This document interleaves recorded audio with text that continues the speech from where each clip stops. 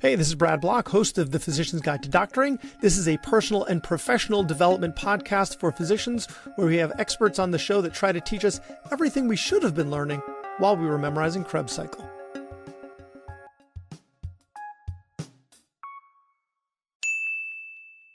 Welcome back to the podcast. Today we have an amazing guest, a recurring guest, and we're going to talk about, unfortunately, what it's like to get sued. So we have Dr. Gita Pensa. She's an associate professor in the Department of Emergency Medicine at Brown University and is widely recognized as one of the nation's leading experts on malpractice litigation, stress, and physician litigation support.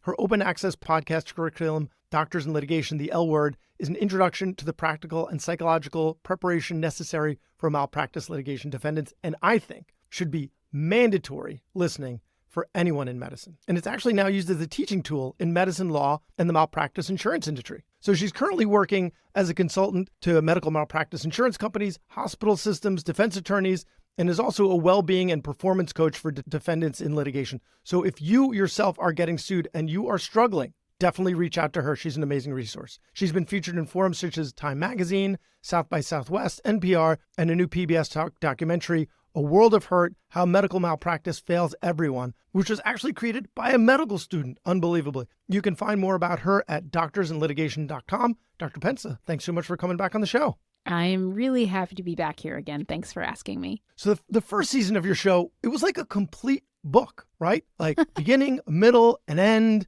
But this next season, you're writing book number 2. So what do you think still needs to be explored? Oh my goodness, so much. I think I would say for people who went into the process knowing nothing and then listened to season 1 and realized, oh my goodness, there is so much I didn't know. I think you're doing yourselves a disservice by thinking, okay, and that's it, because there is probably just as much that you could learn beyond that.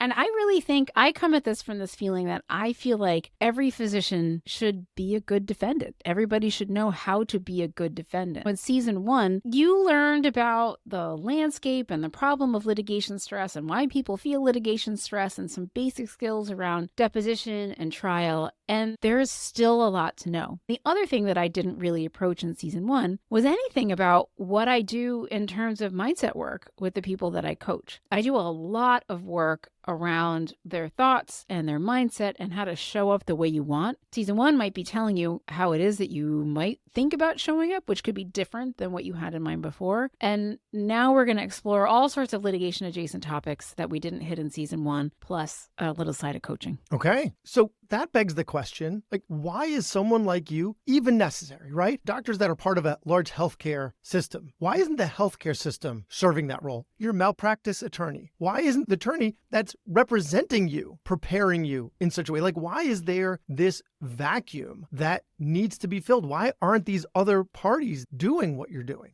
So let me address those two things separately. In terms of why the defense attorneys aren't doing it, they're not doing it because historically they haven't really needed to do it. In other words, physicians are pretty smart people. They give them a set of instructions. The doctor has been white-knuckling their way through all of these months leading up to the deposition, really suppressing all of their fears about it and living in shame and stewing in all these really complex emotions with really no help or outside, but they don't complain. So everybody seems okay with it except for the poor doctor who's isolated and really suffering. And then when it's deposition time, who knows how to show up in crunch time better than a doctor, right? So the doctor will take whatever instruction the attorney gives them and then usually put on a decent performance by the time deposition comes around.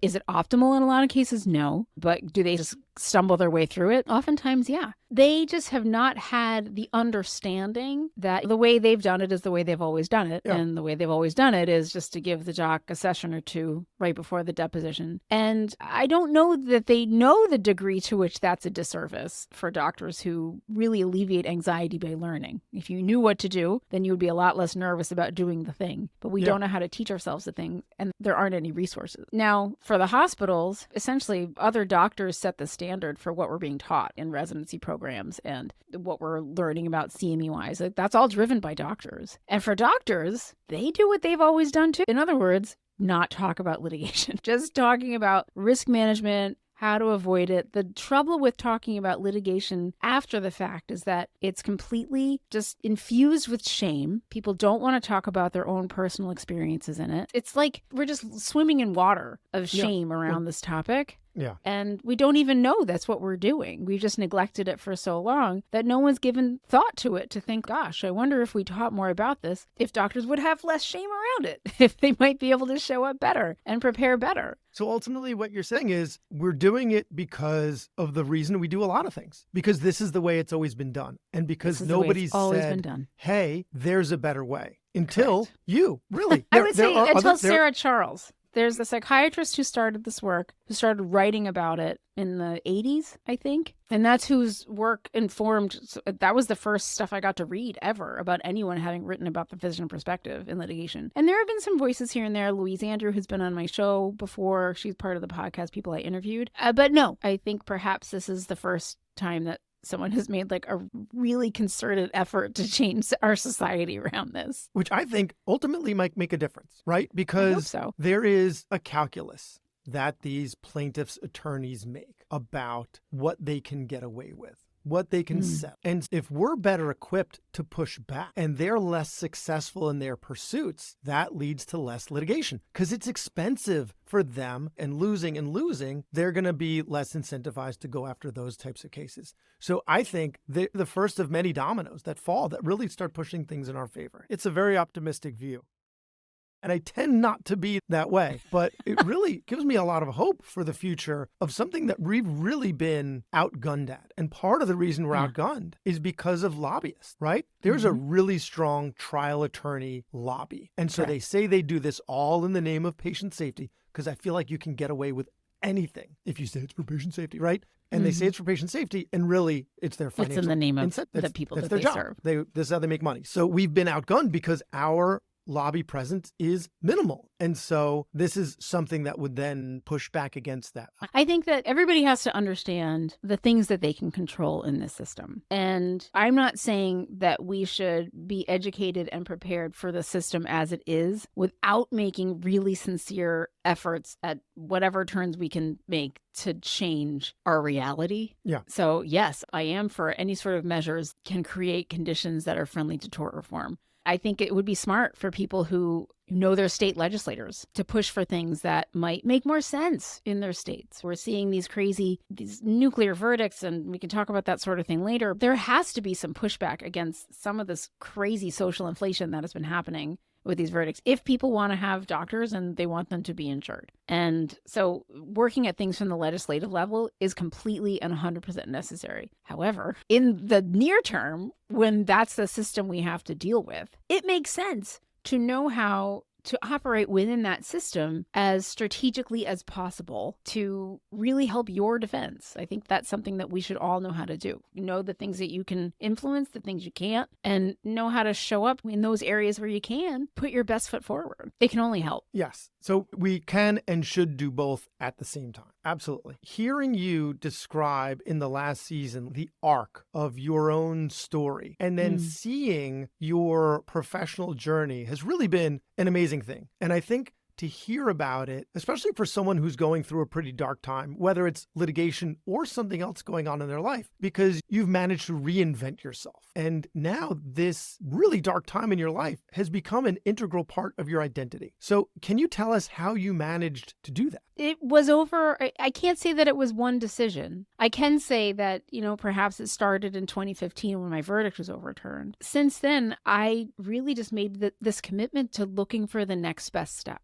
I wasn't thinking really far in advance back then. It was literally like, how do I get through tomorrow? How do I get through next week? How do I make the next few months bearable? How do I make my life better in the time that I'm just waiting in uncertainty for this thing to happen? And when I finally opened myself up to outside influence, that is something that I had been just willfully opposed to the whole time since my case started in 2006. Just had my head in the sand and was just completely emotionally reactive. And yes, I was a very different person then. And really, it was just in the pursuit of a better life. I just wanted to feel better. I wanted to be happier with what I did at work. I wanted to be more present for my family. I wanted to know how to make choices that would really just help propel me in a direction that was clearly the direction I'd been going in. There was really not much but pain there for me, is what I realized. And it was just this gradual thing where bit by bit, I just acquired these skills nearly accidentally just because I changed my career in that pursuit of changing things up for me in a way that I like better. I learned to podcast, all this stuff. And it really just one day, this thing hit me about, hey, because I'd been noodling about how do I teach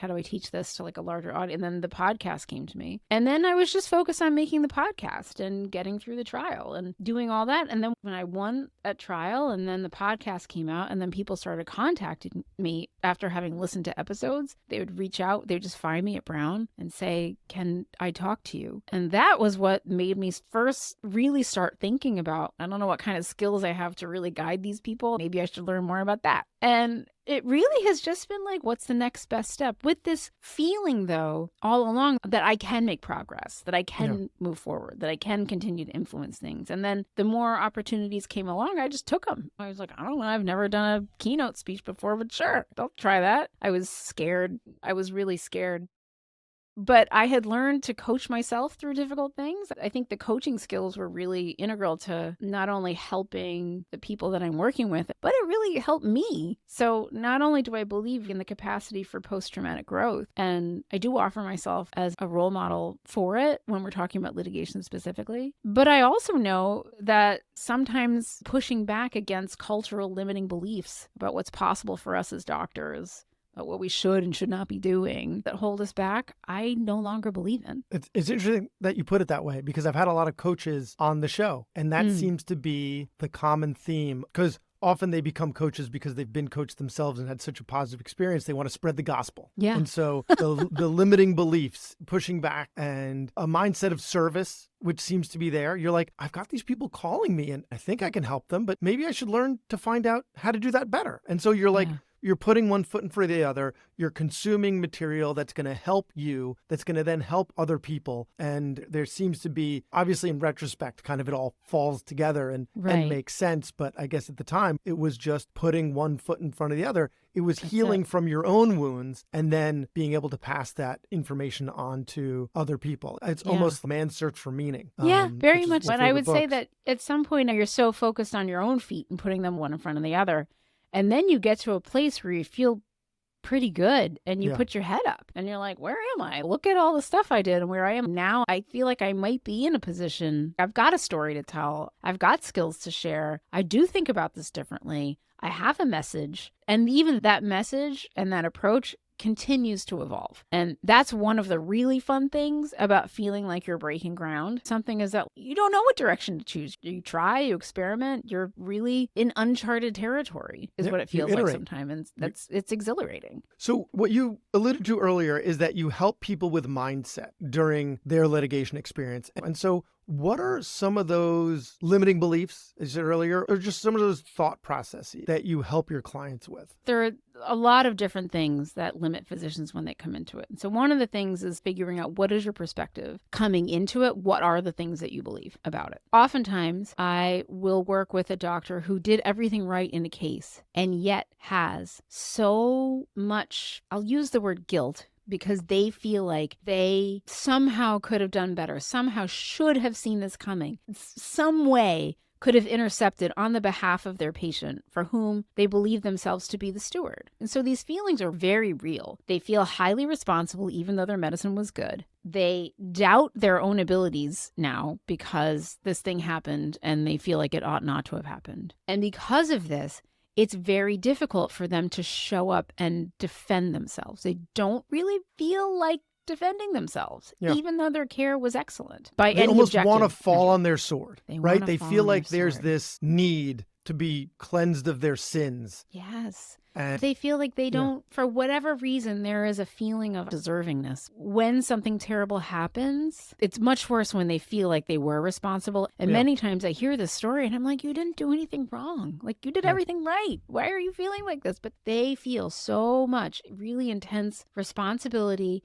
and ownership, and they just feel like they can't defend themselves. They actually don't want to, and they don't feel like they ought to want to. And so working around that, I offer people constructs to understand what it is that they're feeling. I don't love the term second victim, but I'm happy that we have a term, right? For a long time, we didn't even have anything in the vernacular to explain the fact that people who take care of other people hurt when something goes wrong with that patient. When that patient hurts, you also hurt. And there was no good word. No one even knew that it was happening. And if anyone wants to take a deeper dive into that, we've got episodes from a few years ago with Dr. Stacia Dearman, where we talk about what the second victim is. I use grief as a construct for them. So this is grief. Like what you're feeling, it's an acute loss, a sense of regret, just a keen suffering around some acute change, right? And when you are the steward for that person, you feel like you're responsible for them. Like grief to me is the best framework to use, where in society, you know that grief is coming for you at some point in any loving relationship that you have. And you enter into it willingly, even knowing that grief is probably lurking there somewhere. I tell a story about, like, I had a dog. When that dog died, I never thought I would get off the floor. I was completely surprised by how much grief I felt for a really long time. And I swore I'd never get a dog. Now I have a puppy. You can probably hear her at some point.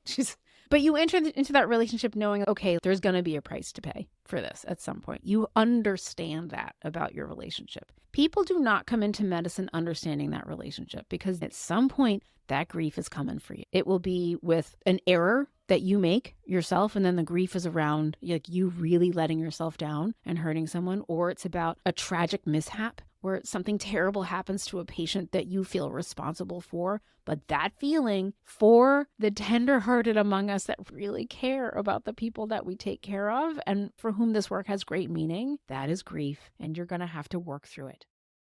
But it doesn't mean that it has to last forever. Yes, there is a period of suffering that goes along with that, but you are allowed to have an end date to it. And we don't understand that. We don't have any role models of it. For grief of relationships, people in the community, you read books, you understand all of that. You've never gotten to see anybody really grieve and then move forward in a positive way after an event like this in medicine. But I believe that not only do we deserve to defend our care when everything is right, we also do need to somehow defend the practice of medicine in general. Like when your choices were reasonable and you did the things that you were called on to do in a given situation, I do believe that we also have a responsibility to defend how medicine is practiced, because people have a very inflated idea of what perfection and immortality. Yeah, both. And getting people to work through those emotions while understanding that they do deserve to be able to process this and move forward and defend themselves. They do deserve that. And something that I remember us talking about last time was that the plaintiff's attorney will leverage that against you. They'll see that. Oh, and they know 100%. that. And they twist the knife. The knife you've already put in right? yourself. You put it in yourself, and they are going to twist it to their advantage because they it. know they can. And that's how the game works. And for them, it's a job and it's business. And for you, it's personal, because grief is personal. Grief is not business. Grief is personal. Now, one of the things we work on, though, is the ability to not process that grief in your deposition or anywhere in front of that plaintiff's attorney. Like, that's not where you do it. You have a job to do. And so I encourage people to recognize they have two goals. Grieve. One of them is they may not be grieving. They may just be full of rage. People come at it with lots of different perspectives. They may be so enraged by the unfairness of this. They may be consumed with bitterness. They may be so upset at the expert witnesses that they are just eaten alive by this rage. For any of these paths, the first thing that has to happen is acceptance of the current situation, because we argue against reality. It shouldn't be this way. It shouldn't be this way. It is this way. Yeah. And until you can get to the it is this way, then you don't know how to move forward strategically. You can't drop the emotion in order to think in a smart way. You can't do that. So that's one goal, is to be able to process those emotions. And that takes time, and to give them a framework to work through it, understand where the litigation stress comes from, understand all that. The other goal is to be a good defendant. And those two things don't overlap, right? To learn to show up as a deponent or as a witness, not as a doc. They're two different things. And learning the skills and what's expected of someone and what a good deposition is, and that you are in fact allowed, quote unquote. People feel weird about preparing for deposition. They feel weird about, they say, I don't really want to be careful with my words. And I'm like, you can be thoughtful with your words. How about that? If you don't want to use the word careful. How Semantic about difference. thoughtful? Yeah. It is, but somehow it makes them feel different. Yeah. So I'd like you to be thoughtful about the way you express these things. Because the plaintiff is going to be weaponizing their own words against you. Why would you not want to be as prepared as possible to defend against that? They are literally attacking you. I think people they do want to be prepared, but they have incorrect ideas about what prepared means or what the deposition is for. They either want to go in and make that plaintiff's attorney feel dumb for ever bringing this case against them to show them that I don't belong here and I'm a lot smarter than you and this whole system is stupid. They come In with that attitude, if I did. recall, I the first time around. I certainly did. I know that attitude very well, right? Or they might come in with, this is my chance to express, and no, I don't want to say this too black and white. Yeah, you can express compassion in a deposition. Like attrition for what happened to the patient. Exactly. You don't want to fall on your sword in the deposition. Now, in cases when there are clear error and you have to go through a deposition, yeah, you're going to answer the questions. You're under oath. You're going to have to do that. But it's interesting, once you start to show people examples of how this could go, then the light bulb starts to go on. When you start to show them, this is how the plaintiff's attorney lays a trap for you. Yeah. Right? They start by asking this kind of broad, it's like a funnel, right? They start by asking these questions are narrow and now you're stuck. Knowing how to recognize these things ahead of time, that's a wise thing for you to do. Like, you should feel like you can prepare yourself, and you can. Even when you feel like you did something wrong, you probably didn't do as much wrong as they are saying you did wrong. Oh yeah, definitely, because they name every possible thing. You even billed wrong for the visit, like everything that they can. They love the kitchen talking sink. about standard of care on charting. People, there's no standard of care around charting. Can we just get that straight? If you can bill for it. When you're in deposition, you want to be the doctor that the plaintiff doesn't want to put on the witness stand. So someone who's unflappable, that knows the material, and they're not going to be able to rile them up or set any traps for them. But then on the witness stand, you want to be the doctor that the jury would love to have as their doctor. So Exactly. I love those two different frameworks, and they make so much sense. Exactly. But it's a long way before you get to trial. And a lot of times I'm dealing with people who cannot even wrap their minds around that first step. And mostly it doesn't go to trial. Most of these cases do not go to trial. They Correct. often settle. Yeah. Correct. Most of them will go to deposition, though. Like, really, everybody ought to know what a deposition is and isn't, and how they can put their best foot forward, and know that they deserve to learn about this and show up and do a good job. You do. So there's one more question that I want to get to, and it's a little in a different direction. And it's because of the current climate and all of the misinformation that's out there about healthcare and medicine and science. One thing that you've become adept at is communicating uncertainty, because you need to be able to communicate, right? In medicine is rife with uncertainty. That's Yes. what we're dealing with. We're constantly grappling with unknowns and making decisions based on a lack of information. And can you give us some tips for communicating uncertainty with patients and with a jury? Because I think that can then translate also to communicating uncertainty with the public, which is something we need to get better at. A jury. So for the jury, now juries are usually made of reasonable people that don't know much about medicine. They will come in with their own sort of preconceived notions, but they're usually capable of understanding that they are supposed to look at a case as, is it reasonable for the doctor to have made these choices knowing what they did in that moment? And that's what the whole thing is going to be argued over the whole time. That being said, there are going to be all sorts of crystal ball questions. Looking back, don't you wish that you would have done something differently that day? All sorts of questions like that. And if you answer those to the like, yeah, I wish I did something different, then, you're sunk. You have to be the person who is able to bring it back to, I wish I had a crystal ball that day, but I didn't. And I made the best decisions that I could at the time with the information that I had, knowing that we don't have crystal balls. Yeah. We don't have them. We wish we did. And so I think that when you're talking to a jury, remember, it's not just your job to communicate that to the jury. It's also your attorney's job. You're going to be working as a team. The attorney is going to remind them over and over again how to think about this, like how to put themselves in the doctor's shoes. Your experts are going to continue to hammer those points. They are going to, time and time again, try to get everyone to look at this with the retrospectoscope, so to speak. And it's your job to say, I did not have the information at the time. This was a reasonable course of action at the time. And you do have to stick to your guns. When they come back at you and say, don't you wish you did something different? You can say, I wish I had a crystal ball. I wish I had been able to look into the future, but I am a human being and I can't do that. I'm limited by being a human doctor and practicing good medicine. I'm limited by the time-space continuum. I cannot get off my reality. That might sound a little cheeky if you say it that way, but this is not a Marvel movie. The point is you do have to communicate that, and it is a tough job sometimes because they don't know medicine. Filling in those gaps is hard, and being as plain-spoken as possible, analogies that they would understand whenever possible to bring it to some level that they can comprehend, some cocktail party level of understanding. I was working with an OBGYN, and we were talking about one of the questions they were asked in the deposition was, how do you decide when someone's labored long enough? She was like at a loss. She was like, it's been this many hours and these are their risk factors. I was like, you need to find a way to really succinctly explain that to somebody. And it could be something like when the risks of continuing to labor are really more significant than the desire of the patient or whoever to continue with the vaginal delivery. You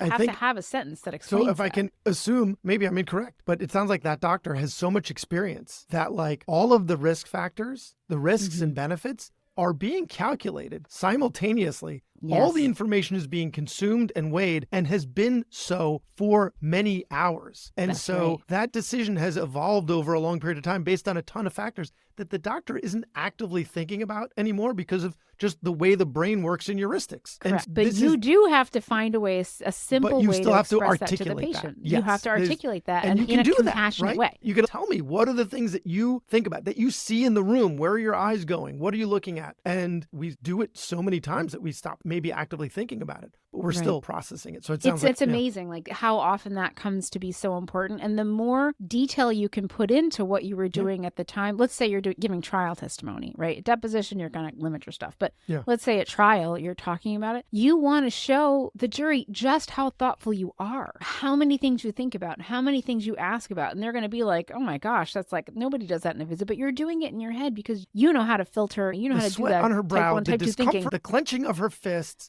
the heart rate, the blood pressure of the baby, the heart rate of the, but like all those things lot of are factors in together. fact, so you have to put into words all the things. Yeah. You put that in together. I'm working with somebody now who it's a lung cancer case. And it was all about like, how long do you let a cough go before you order a CAT scan? Like, how do you think about it when they come in? And she was, I do a review of systems all the time. I ask about this because it could mean this. I ask about this because you got a long list by the time you're at the end of it, but you have to explain that thinking. And then people really start to get an idea of how thoughtful you are. The worst thing that you can be to a jury is thoughtless. Yeah. And somebody who doesn't listen or think or use their senses. And you want that jury immersed, like absolutely immersed in your decision making. And for us, that means we got to slow things down. Like we do have all of these instinctual things that we do. We have to take it down to med student level. Yeah. If you had to explain to the med student, the second year med student, what you're doing, why you're doing, how you're thinking, not even resident level, like med student.